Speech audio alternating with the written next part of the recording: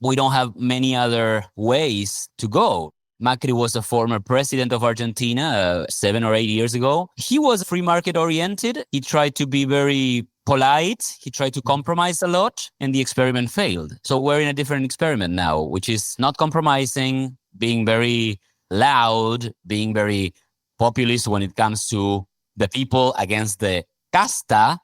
Let's see how it works. Hi everyone, and welcome back to the show. Today I am joined by Iván Carrino, an Argentine economist and very prolific commentator on all things socioeconomics in Argentina. This will be a very insightful conversation, and I hope you enjoy it. Let's dive in.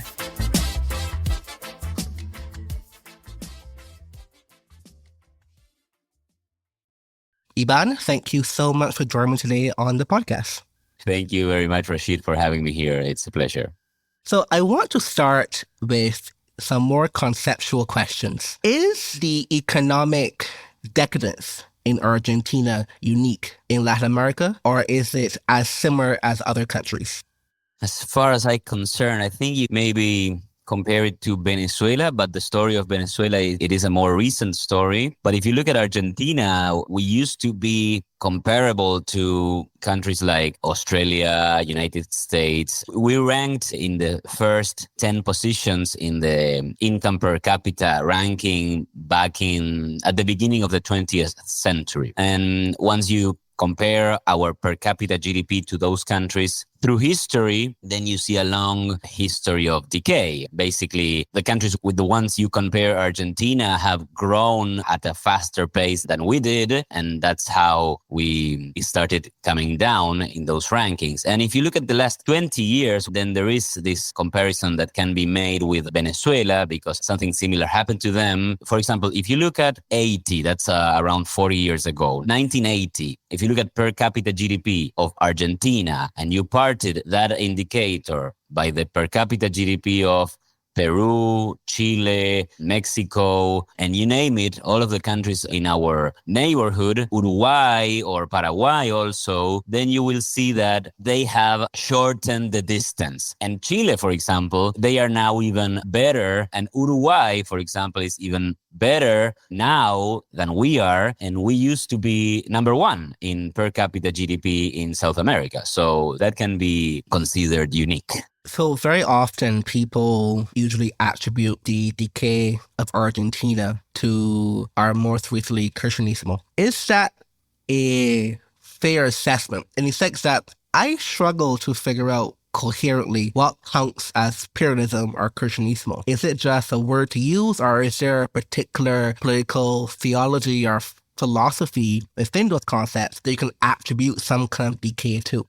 It's interesting that you ask. You have a doubt that many people have asked themselves before, and it's a matter of historians and sociologists and political analysts. But you can find many different books written about what Peronism is and what it counts for. But there are many aspects in this question. I will try to go through all of them. The political movement that followed the leadership of Juan Domingo Perón. He was a leader. He was a president of Argentina in 1945 until 1955. And then he became president again in 1973 or 74. So he was 3 times the president of Argentina. But in the middle, between 1955 and the 70s, he became proscripted. He didn't even live in Argentina. He had to go out of Argentina. There was this history of violence, and he was forced to leave. He was also very authoritarian when he was in power, chasing or going after the press, going after civil organizations like the church, for example. And of course, he was a very interventionist when it comes to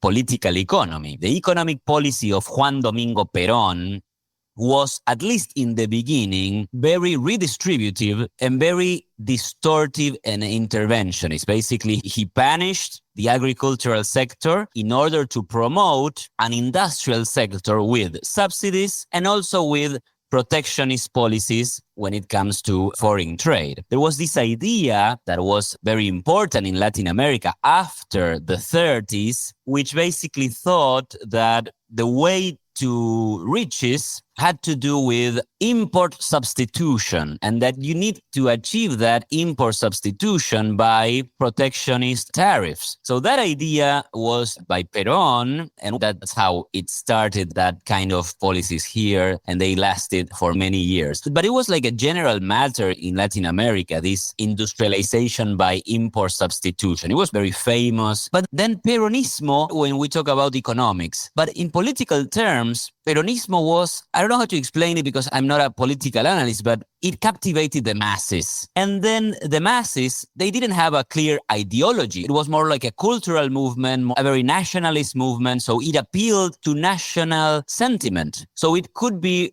left wing, it could be right wing, it could be center wing. It was more of a mass movement and not only an ideology. And I wanted to say that because when you ask about Kirchnerism, then there is a difference. In the 70s, when Perón came back to Argentina, there was this highly violent context. There were guerrillas, armed groups that wanted to take over democracy. And many of them were very left-wing. Of course, they were inspired by the Cuban Revolution, but they were a part of Peronism. But that was not all of Peronism. Those were the most radical leftists inside the Peronist movement. But there were also other part of the movement, for example, worker unions, who were not that left-wing. They were not communists and they were not that hardly socialist. So there was this tension between them and they would fight. They would have armed fights among them. There was a famous episode in Ezeiza where our national airport is, and there was like a battle there among these two fractions of Peronism. When you talk about Kirchnerism, they are the heirs, so they are very influenced by this left-wing part of Peronism. It made a lot of sense that the left-wing Peronist heirs had so much power after 2001, 2002, because Argentina had a great economic crisis after a period in which some policies, which you can consider more orthodox, a bit more pro-market under the president of Menem, they were considered to be a failure. So then these politicians, or Néstor Kirchner basically, and then Cristina Fernández de Kirchner, they were very able, they were very intelligent so as to talk to these guys, to all of these people in our country. I'm thinking about the voters who already thought that liberal or neoliberal or pro-market policies were a disaster for our country, that they would have never worked. So then the left-wing area of Peronism had their time. But a couple of years before, Menem, who implemented all of these pro-market ideas and policies, was also from the Peronist party. So that's why it's so difficult to talk about Peronism, because you have Menem, who used to be very pro-market in some areas, and then you have the Kirchners. They were the opposite in terms of what they did with the economy. Could we characterize the core appeal of Peronismo to what we now call populism? Oh, yeah, maybe I forgot to mention that word, but it's key. It's key. I think it's an idea. I don't know if it's true, but I think that if you talk about populism worldwide, you will find the person who's speaking will say something like this. You have an example of populism in Argentina with Juan Domingo Perón, and then you will go to other leaders in the world. But of course, Perón was a populist in terms that he created the idea of an oppressed people and an oligarchy. The oligarchy were the rich people who became rich by producing in the agricultural sector of the economy. And all the rest were the oppressed people that he himself came to set free. That strategy was replicated by other leaders inside Peronism. Menem, I don't know if Menem did that too much, but certainly Kirchner and certainly Cristina Fernández, they can be called populists also. Is it fair then to call Milei also a populist? I think he has a populist ingredient in his political strategy, in his ways. It's very interesting. I've talked about this a bit I've started working as an economist in 2012. All of the people I read, the intellectuals I followed, they were pro-market, classical liberally oriented. They would argue that the remedy against populism was liberalism, free-market capitalism, the division of powers, classical liberalism, to have a democracy, but to also have checks and balances, the idea of the founding fathers of America that we copied here back in those days. But also, you can read, for example, Rothbard's paper, I think it was published in 1990 or in 1992, and the title is Right-Wing Populism or something like that. And he basically favors an approach to politics that needs to be populist. It is not enough to have free market ideas. It is not enough to be a libertarian, according to Rothbard. You need to also appeal to the masses. And you need to have a populist approach in the sense that you need to talk to a certain part of the population that you will describe as an oppressed people. But who is oppressing them? It's not the rich people from the agricultural sector that oppress the people, as in Peronism. Now it's, okay, so Milei uses this word, which is personas de bien, which means like people of good. We could say good people. You're a good person. And you're a good person. You're a hard worker. You own your business. You have a little shop. And it's the state, it's the government that doesn't allow you to produce. It's the government. It's the corrupt unions. It's the corrupt politicians. So basically, the way in which you are framing your message, it's a populist way. So I don't have a problem in calling Milei an experiment in libertarian populism. And for me, at least, it raises more questions than answers. I've started to question myself, how bad is that? Because of course, if you take it to some limits, it could be very problematic with democracy, for example. And for example, to give you a concrete case, at the beginning of the government, Milei launched a decree. We have this tool here. It's called Urgency Decree, DNU, Urgency Decree, could be translated like that. And in that Urgency Decree, many regulations, many laws were basically overturned, eliminated by decree. And of course, many libertarian intellectuals, very honest people also, honestly, intellectually honest people, free market, libertarian, classical liberal, were very worried about it because they were thinking, but this is not the way to go. You need to respect the institutions.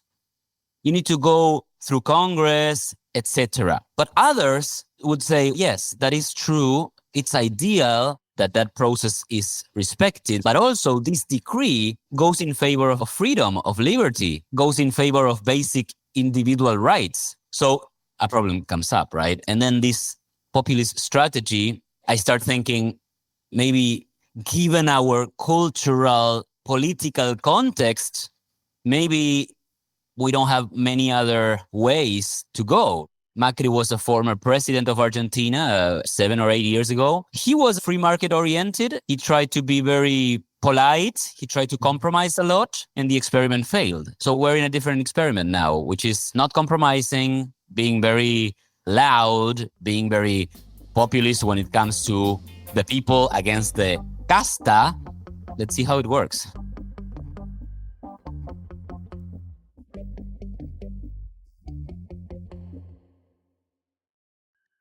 So that term you just used, La Casa, Milei is obviously very now synonymous with that term. It's now a very popular meme online as well.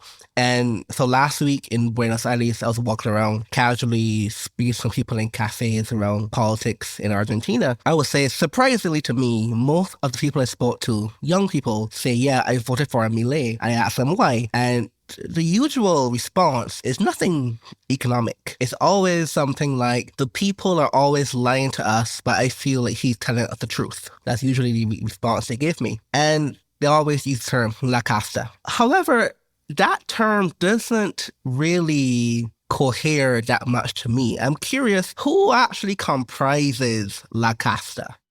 That's a characteristic of populist movements. You need to ask Milei, and you need to ask Milei on Friday. You need to ask again on Monday, because, of course, it depends on the definition of the leader. For Perón, the casta was the rich people with the farms. In Spain, in 2015, I guess, or even earlier, 2011, I think, there was this guy, Pablo Iglesias, and he said the casta was the Partido Popular, so the right-wing politicians and the mass media. I would say that anyway, Milei, inspired by Rothbard in this sense, but also, for example, there was this Argentinian economist that came before Milei. He also jumped to politics a couple of years before. His name is José Luis Espert. He published a book which was called Argentina Devorada, which means something like Argentina under attack or already demolished, actually. The demolished Argentina. And what Espert wrote was that Argentina was decadent, Argentina was poor because we had horrible politicians, we had a horrible,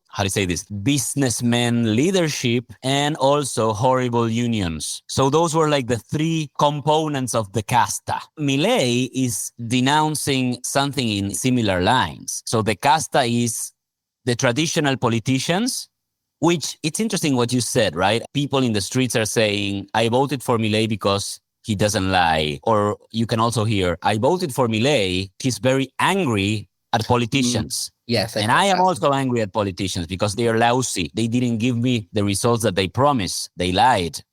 But also, this is very compatible, at least to a part of the free market narrative, which is politicians in Argentina have always been very interventionist. They have always favored redistributive policies. They have always favored inflation, budget deficits. They have always favored price controls. If I am a libertarian, I would say 80% of the politicians in Argentina, they will not give me good results. They will take this country to poverty. And that's basically what happened. So that's where populism, liberalism, and the casta, they find this common common thing, let's say a common thing, and they walk together. So basically that would be the casta. You also have some journalists, the mass media, unions. It depends. Unions, if they are against the government policies, they will be the casta. But if you have a union leader that supports changes, he will be very welcome to the government, or at least to the area of government. But it is a way to do politics. It's hard to define in sometimes casta, but it is a way to do politics. And so far it has proven a bit effective. So before we transition to more macroeconomic conversation, I want to ask a final question about ideology. Is it correct to say that Milei's party is actually fully libertarian? So Milei is libertarian concerning economics. That's not in question. But I remember an interview recently, I guess a now infamous interview, is Diana Mondino, who is currently the Minister of Foreign Affairs, Worship and International Trade in Argentina. And she gives a very weird analogy of freedom when she was comparing gay marriage to having lice in your hair, or even Milei's strident support of Bolsonaro in Brazil or Trump in America, and neither of whom anyone would categorize as being libertarian in any real way. So, is the libertarian view fully embodied in Milei's party as we think it is? That's a very good question. And going back to this Rothbard essay on right-wing populism, one of the points that he highlights in order to promote freedom, but to be effective or to be successful in the political arena, is to connect to some national standards or national sentiment. And when you do that, then you find that free market ideas are in general favored by conservative people. And at least in the history of Argentina, you can find that there was a partnership, or that people who were very conservative in cultural terms, in diversity issues, gay marriage, abortion, divorce, women rights, people who have conservative views there, they tend to be in favor of free markets in general, right? Because I know this is not universally like this, but here it has been the case. And there is also another thing. In the US, this is called wokeism. We have always called what now is being called as wokeism, progressiveness. You are a progressive here, and then you are a bit left-leaning, but you will also have a more tolerant approach to diversity, women. And for example, in recent years, we have a very high surge of radical feminism. You could think that as an answer to that, there was this very important movement, at least in YouTube, in Twitter, in social media. You can think of it as an answer to this radical feminism, but it was very conservative. So you have some speakers, intellectuals, writers who are very conservative, and they are very successful, at least outside of the mainstream media. So I'm thinking YouTube, for example. Mm-hmm. There's a person, for example, called Agustín Laje. He studied political science. He's a writer. He writes many essays, and he's very conservative. Mm-hmm. He has terrible views on gay marriage, on adoption by gay couples. And also his co-writer, his name is Nicolás Márquez, who is even worse. He's not as popular, but he's even worse. And Milei knows them. Mm-hmm. And before becoming president, before he became a member of Congress also, he would be the main character. He would be leading stages, book presentations with Agustín Laje and with Nicolás Márquez. Mm-hmm. And recently, 2 weeks ago, the secretary of... It's a secretary of Worship. Religion, you could call it, right? How do you say that? Worship. Yes, but he's from government, right? So he's like a minister. He works for government. He's one of the members of the cabinet. He talked in an event organized by the Spanish party Vox. Also Milei gave a lecture there. But this guy, he said that he made regretful comments on the divorce law, gay marriage, and abortion. And he said that we had a lot to learn from the times when Spain conquered Argentina. So it's basically a medieval thought, very conservative, very right-wing. So you cannot call that libertarian at all. That's not libertarian. That's not classical liberalism. That's not equality against the law. Having said all this, I would say that as far as the concrete measures of government, it has been libertarian so far. And if it hasn't been libertarian enough, it's because there are things that are still not being removed and some price caps are there and we have the exchange control, but there are no policies involving going back with gay marriage, abortion law, divorce, or you name it. So in concrete terms, the government is not going forward with those type of ideas. But it is true that now, it has been true for some years before Milei became president, that now some discourses, some ideas which are very conservative, they are, I would say, maybe booming a bit, at least in social media, etc. Yeah, that is something that is happening here, but I think it's happening worldwide also. You mentioned Agustín Laje. I actually have one of his books right here, La Batalla Cultural, las acciones críticas para una nueva derecha. And in the description, it has recommendations from Ben Shapiro from the US, Santiago Abascal, president of Vox in Spain, Eduardo Bolsonaro, the son of Bolsonaro, former president of Brazil, and Javier Milei. Yeah, of course. Of course, yeah. There you have it. Yeah. Agustín published a book called El Libro Negro de la Nueva Izquierda, which translates as the Black Book of the New Left. He writes there against feminism. Some very intellectuals told me that that part of the book is fine, but it also creates a caricature of what feminism is, and that makes it easier to attack it. I have also read it a couple of times, and I think there are many conspiranoid theories in there that they are not proven at all. They are just postulates by Agustín. They create this link and they can't prove the link between some issues. But the worst part of that book is written by Nicolás Márquez. It's a book written by the two of them, but they are not signed together. So there's a first part by Laje and there's a second part by Márquez. And Márquez's part is, I'm not kidding, I invite everyone to read it. It's basically a pamphlet against homosexuality. And that was published in 2016, so it's crazy. It doesn't get inside my head. It's a pamphlet. It's very aggressive. It uses words that they don't have any level. It's like, it's rubbish. I'm not gonna be fooling around. It's basically rubbish. Also, there's nothing proven. All are bogus arguments. So that's what I'm saying. It's a pamphlet. It's not serious. But for many people who are already conservative, it can appeal to them. but it's not to be taken serious. And so far, nothing happened from the government. There are no policies or anything going against the individual liberties of people here.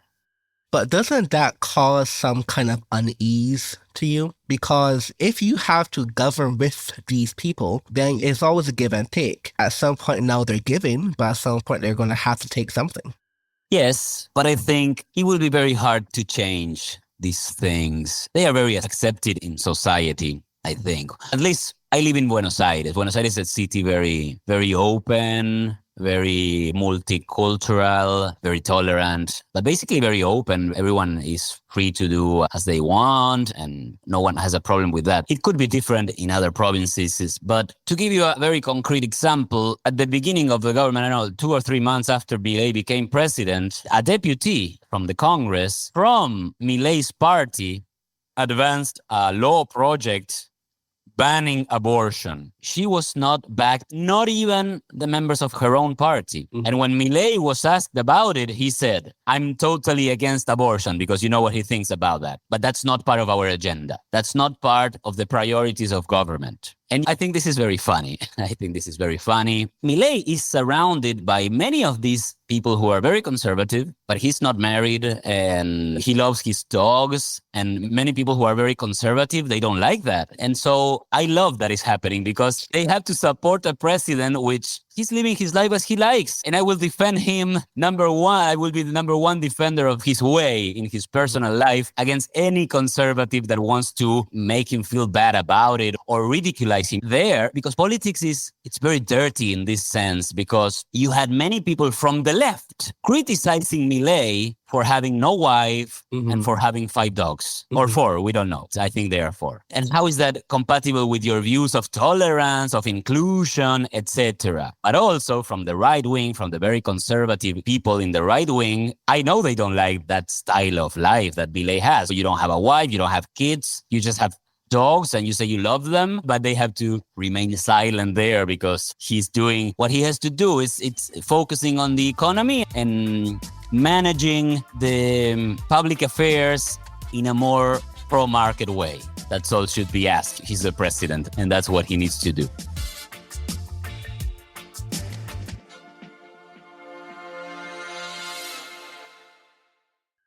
Okay, now let's turn to the economy. Federico Sturzenegger, who is the former president of the Central Bank of Argentina under President Macri, recently made a comment where he said that I can explain Milei's economic policy to you in 2 words: fiscal surplus. How accurate is this assessment? It's pretty accurate. I think it's a great synthesis of the main goal of this government. And I also think it's a great idea and great policy for Argentina. Cristina Fernández de Kirchner said once, in Argentina, every economic recipe failed. It didn't work. There's something special in Argentina that economic principles don't apply. Principles from the left, principles from the right, principles from the middle. They just don't work. That's not true. In the perspective of Milei, in the perspective of many pro-market economists in Argentina, for many years, this thing has never been tried, and is to have a budget surplus, or at least to have equilibrium. According to free market economists, the 2001 crisis, terrible crisis of Argentina after the neoliberal project, we can say, also, the failure of the second government of Cristina Fernández, she needed to impose exchange controls, and that's the failure of government. Also, the failure of Mauricio Macri, who had a free-floating exchange rate, but in 6 months, the dollar went from 20 pesos to 40 pesos. That was the end of his government also. And also the failure of Alberto Fernández, who finished his government with 200% inflation annually. All of those episodes can be explained by a budget deficit that becomes unable to be genuinely financed. If you look at history, and that the last 6 episodes of macroeconomic crisis in Argentina are explained by the budget deficit, then what you need to do is very easy. You need to order that. You need to create a surplus. You need to go and look for a budget surplus or fiscal balance. That's what Milei has in mind Milei is very eccentric. He's a character in this sense. So I'm going to tell you a story here. Some years before, Milei is famous since 2015, 2016. He went to TV shows. He lectured in many stages. He went around the country. And he created content for social media, but in a very organic sense. It's not that he had a YouTube channel, for example, right? But I don't know. One day someone said, "Hey, Javier, let's sing a song." And Milei and 3 other economists were singing this song that was a song that said everything that politicians in Argentina did was spend and spend. And that spending was the fiscal rule of Argentina. So what is the fiscal rule of Argentina? According to Milei, spend. What explains the failure of Argentina? Politicians spending too much money. Now he comes to power. What does he do? He tries to balance the budget. And that's the main focus of government. So far, it has been achieved against all projections. Also, that needs to be said. That's the plan, reducing spending and trying to balance the budget.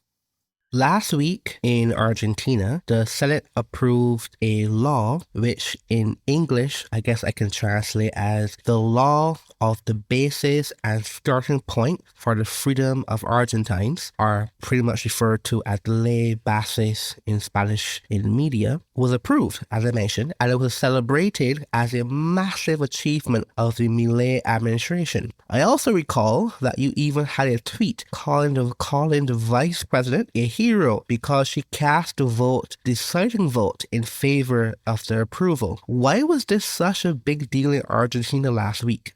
Okay, so it was a great deal because of 2 points. Point number 1 is that originally the law had around 6 articles. All of them were aimed at liberalizing the economy, reducing regulations, reducing distorted subsidies, also creating some taxes. Actually, it was basically reinstating a tax that was reduced by the former administration in order to win an election. It was a very demagogue point there that this trying to be reverted now. But it was basically a law for liberalizing the economy and generating more competition in Argentina. What has been approved is a very small part of all of that big project. However, since that small part has, for example, some very mild labor market reform, very mild, very tiny labor market reform, it has been approved. It also has a special regime for big investments where you basically guarantee to those big investors that you will protect their property rights no matter what for the next 30 years. And it also has the approval to privatize some state-owned companies. Of course, in the original law, there were around 45 companies that were going to be privatized. And now you probably have 5 or 6. It is a very mild version of the law, but still it has some liberalizing points. So that's the first important issue. But the second important point of why this law was so needed is because it shows that the government, Milei, even though he's in a large minority in Congress, in both chambers, he managed to be successful. He got a victory. His law passed Congress, finally. And I think that clears some doubts that markets were having regarding Argentina and regarding the Milei project that was, okay, I really like this guy. He promised fiscal austerity, he promises liberalization, and he promises that property rights will be respected. That's all fine and well. But will he be able to do this in a country like Argentina? I don't think so. Now, with this law, investors can think maybe he has a chance to actually deliver. So I think that's the second and most important point in this approval of the ley bases. Milei promised dollarization as a key point of his campaign. I remember watching TikTok after TikTok of Milei talking, I will close the central bank immediately. Half a year later after inauguration, it's still quite open. What happened?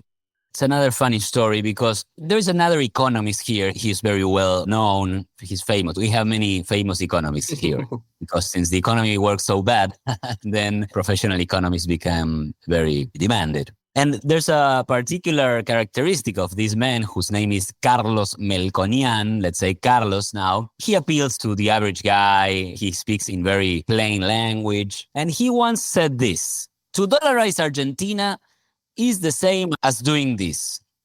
You invite me to dinner, you tell me that we are going to have pasta with bolognese sauce, and you don't have pasta and you don't have bolognese sauce, right? So we can have the dinner because there is no pasta. And you told me that we have to eat pasta. This was a metaphor as to say, you cannot dollarize if you don't have dollars to rescue the pesos.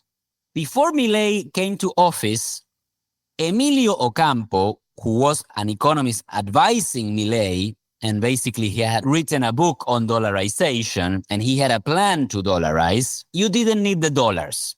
You didn't need the dollars in moment one. You could dollarize in a process where you announced dollarization, you were in the process of dollarization, and you started dollarize in some months, let's say 9 months, a year or two. Things today are not there. Emilio Campo is no longer an advisor. You had a different minister of the economy. And I would say that what happens is that, okay, you needed dollars and you didn't have dollars. And the funny part of all this is that some weeks ago, Milei was invited to a dinner where he had his lecture, and Carlos Melconian was in the audience. And Milei made fun of this thing about the pasta and the bolognese, etc., like mocking Carlos, and Carlos was angry and he left the room, right? And so it was all, we were like, oh, no. But the funny part is that he didn't dollarize because the pasta was not there. So I think that Milei hasn't abandoned the idea of dollarization. I think he wants to dollarize. He wants to close the central bank. I think that's a goal in his policies, but I think that he is waiting to have the dollars. And in order to have the dollars, he also wants to reduce the amount of pesos that need to be transformed into dollars eventually. So that's the two parts in which the central bank is working. Reducing the amount of pesos that need to be converted into dollars, and also trying to get more dollars in order to eventually dollarize. So I think the plan is there. It's in a process, but it will take time, of course.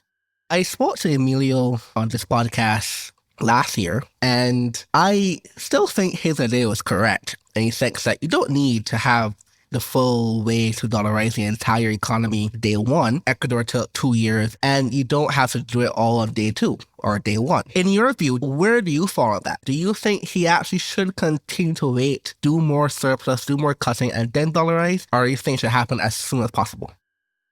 I have this view that I favor dollarization. I think it's a remedy for the disease of inflation. I think it's effective. I also find that if you have a hard currency, not only if you are dollarized, you need to have flexibilities in other parts of the economy. If you have a hard currency and your labor market is very rigid and you have a lot of competition, then it could lead to higher unemployment, for example. If you have an external shock and you don't have flexible prices, the market will adjust by quantity. So you will have either unemployment or either a harder recession. So I do favor dollarization, but I understand that there are some points which could be negative if you don't liberalize everything. And can Argentina really be committed to liberalize a lot? I know Milei wants that, but still, it's not hard to transform this country into the freest country in the world. So, having said that, I'm in favor of dollarization, but I think that it's not urgent. And I knew Ocampo's plan. I read it. I think it was very serious, and it was a serious plan. But probably what happened there was that when presented to investors, when presented to the people who had to create this financial tool that would take the liabilities of the central bank and put them in some financial trust, etc. Maybe people didn't understand it well. Maybe it was too sophisticated. So the plan that is being carried forward now, it's more simple. The central bank is trying to get reserves, international reserves, and they are trying to shrink in real terms the liabilities of the central bank. It's more easy to understand for investors, I think. So I don't have the solution. In these terms, it's really hard to be there taking decisions. I just try to understand what's happening. I do favor dollarization, but I am also, I see reality. And I know that there are many countries that don't have inflation, that they grow, that they have sustainable economies, and they don't dollarize, and they didn't dollarize. For example, Chile, right? So that's what I would say.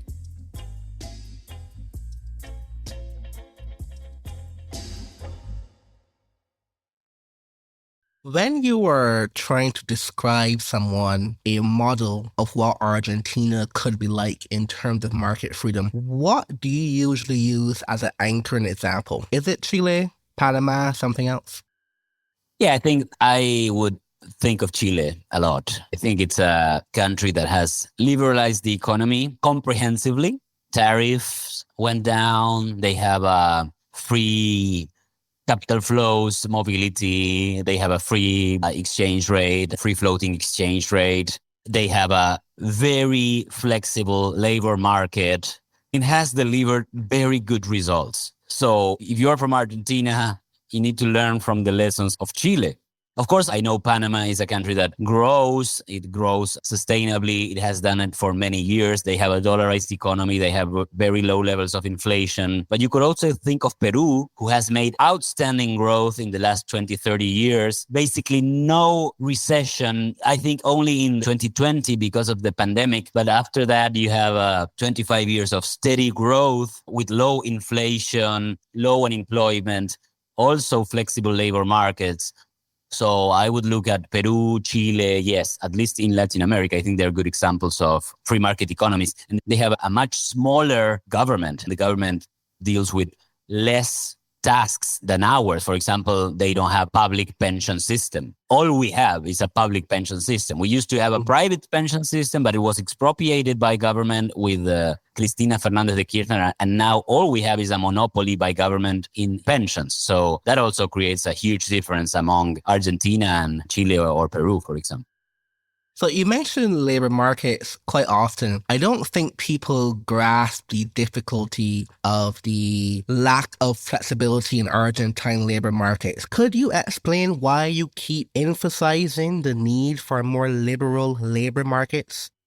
Yes. So here, United States is a good example. I think it's number 4 in terms of the labor market freedom. I think it's one of the freest labor market in the world. And let's be very crude. If you're a businessman in the States or a businesswoman, you can fire your employee from one day to the other. Just that. Goodbye. See you later. And you fire him. And you don't need to go through any bureaucratic process. You don't need to compensate extra for your work, at least in general terms. I don't know the particularities, right? So you can do all that. It's very easy. It's very easy to break a labor contract. And you would say, oh, but that's terrible. That's savage. That's inhumane. That's not humane, right? But the interesting part of this is that America has one of the lowest levels of unemployment in the world. And it's a very highly economy in terms of producing jobs. Why is that? Because the easier you can go out of a contract, the easier you make contracts. In Argentina, firing an employee is very difficult. And firing a public employee, it's basically impossible because the Constitution forbids you. You can't do it. It's forbidden by the Constitution. So if laws make very difficult for companies to reduce the amount of workers they have, they will think twice or even 3 times before hiring someone. Because if the relationship doesn't work, you cannot break it easily. You will have to pay a lot of costs.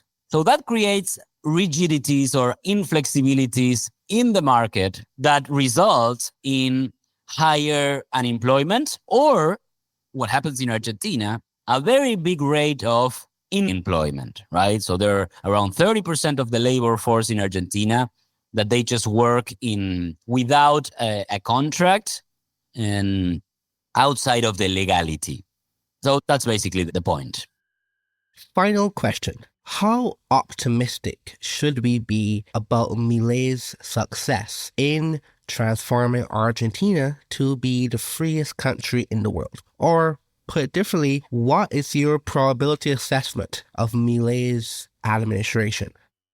Okay, let's start with the points against. Milei has a really small strength in Congress. 30 members of the Chamber of Deputies, and I think 7 members in the Senate. Extreme minority.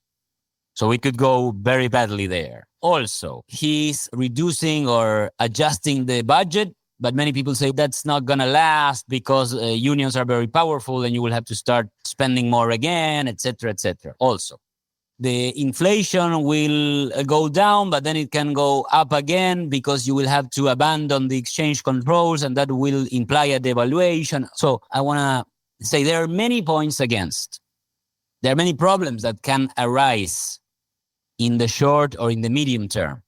But there is one thing that is being made that no one has tried it before, at least not in the last 40 years, which is balancing the budget and bragging about that. Bragging, right? Because he's saying, I am doing this and I'm proud to do this. And I will never abandon my goal of balancing the budget. We never try that.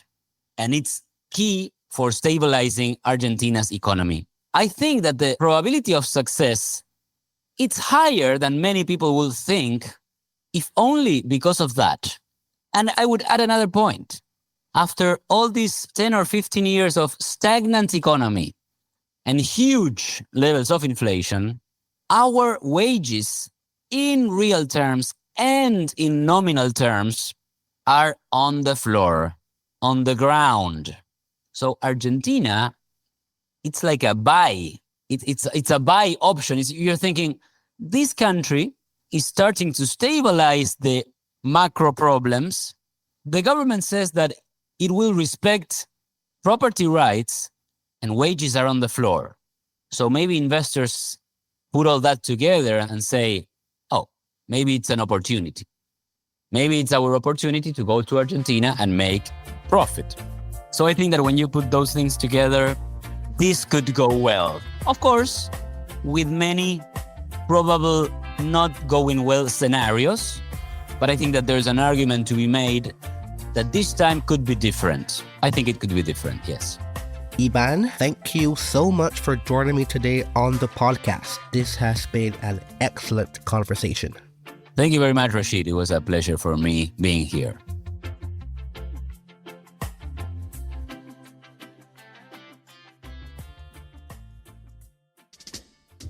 That's it for this episode. For updates about the podcast, please subscribe to our Substack blog found on cpsi.media. You can also read our newsletters and long-form content on Caribbean policy improvements.